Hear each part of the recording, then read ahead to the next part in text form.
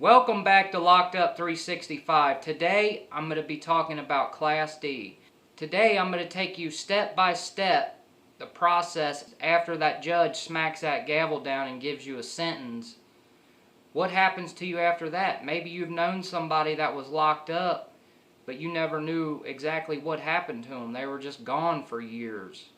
Or maybe one day you were driving down the side of the road and seen somebody pulled over in handcuffs.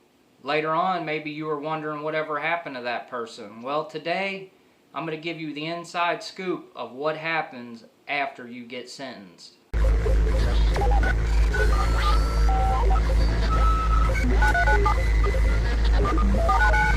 So once you see the judge and he hands down that sentence, and you think your life's over, you get that pit in your stomach.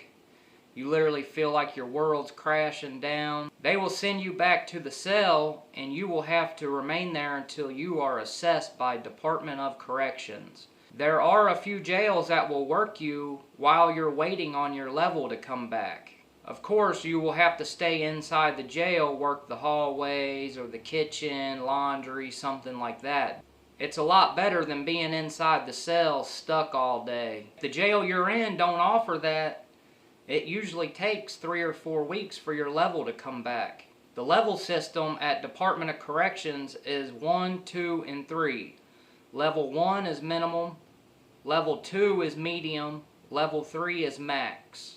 If you come back a Level 3, you will never work outside of the jail. Some jails might work you inside the hallway or the kitchen or the laundry room, but that's not all jails.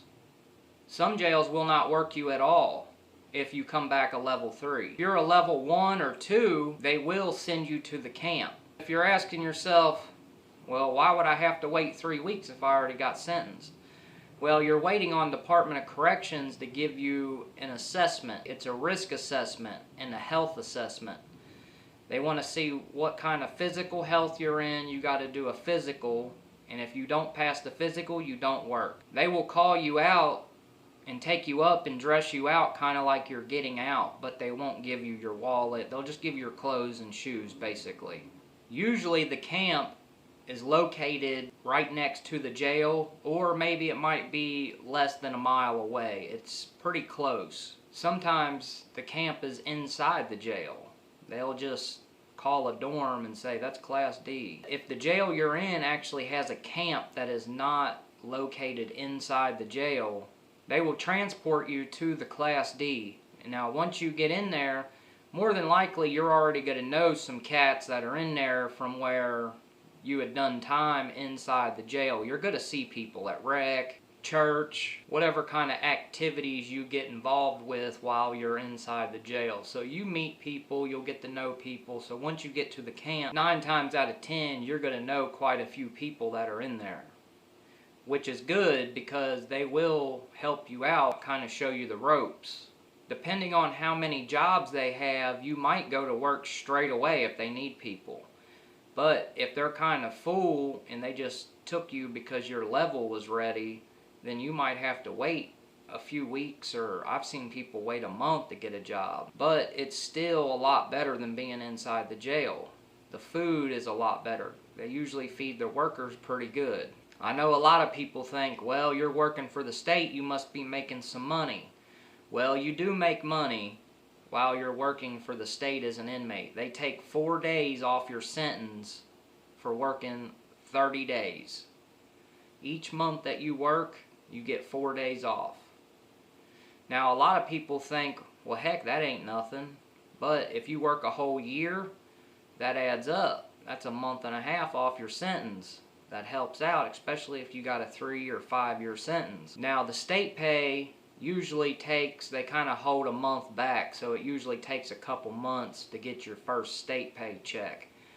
But I wouldn't get too excited about it because it only equals out to like 30 days in the month. You're going to get about $12.60, $12.70, somewhere around there. It's literally just enough to get deodorant, toothpaste, and maybe a couple noodles or something. So to somebody that don't have family that will come and bring them money, that is like your lifeline. You need that deodorant, you need that toothpaste. You might look forward to getting a Mountain Dew once a month. So once you get in there, they will assign you a rack and a locker.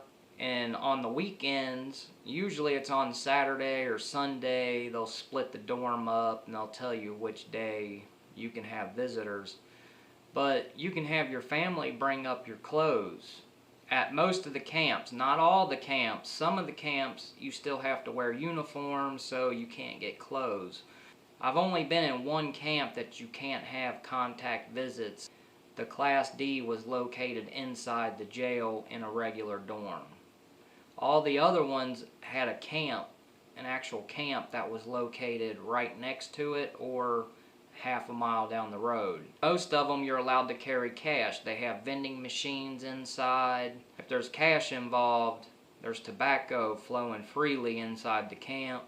And usually there's drugs flowing also. So I don't know what your priorities are, but I would probably stay away from that situation because I've seen stuff get pretty hairy inside. There ain't no reason to put yourself in a bad situation, especially in a camp where compared to jail, it's like being in the real world almost. So why would you want to risk anything and have to go back to a 70-man dorm or a 10-man cell and just be locked up in there? Some of the camps that I've been at, they have cornhole, they have basketball goals, they have their own little area outside that you can go to. And that's where most people do their smoking. Seems like most of the camps that I was in, they didn't really care too much about tobacco. They knew it was in there. They would just rather you smoke outside than inside.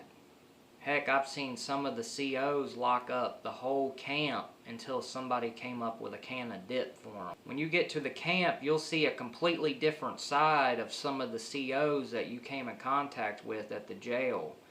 They are completely laid back, where in the jail they were uptight assholes. I don't even know how those guys do their job. Like, I wonder if that was in the Indeed post when they filled out the application that you had to look at 100 brown eyes in one day.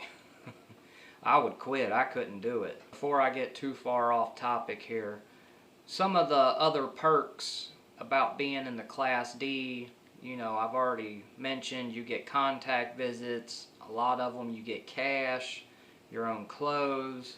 Single shower is one of the biggest things that I liked about being at the camp. Because it just sucks having to shower 10 shower heads.